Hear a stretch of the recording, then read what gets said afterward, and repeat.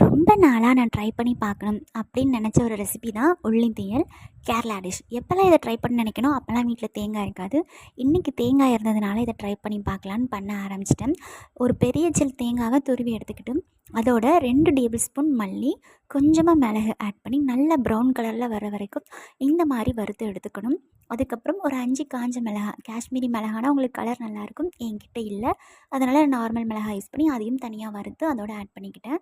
இந்த பக்கம் ஒரு கடாயில் தேங்காய் எண்ணெய் விட்டுட்டு அதோட கடுகு, கருவேப்பிலை, அப்புறம் பச்சை மிளகாய், சின்ன வெங்காயம் தான் கண்டிப்பாக இதுக்கு நீங்கள் யூஸ் பண்ணணும். சின்ன வெங்காயம் போட்டு தேவையான உப்பு சேர்த்து நல்லா வதங்கினதும் அதோட ஒரு சின்ன சைஸ் புளி எடுத்து நல்லா கரைச்சி இதோட ஆட் பண்ணிக்கோங்க. ஸோ புளி கொதிச்சதும் நம்ம வறுத்து வச்சுருக்கோம்ல அந்த மசாலாவெல்லாம் அரைச்ச பேஸ்ட்டை இதோட ஆட் பண்ணி நல்லா கொதிக்க விட்டிங்க அப்படின்னா குழம்பு நல்லா எண்ணெய் பிரிஞ்சு வரும்.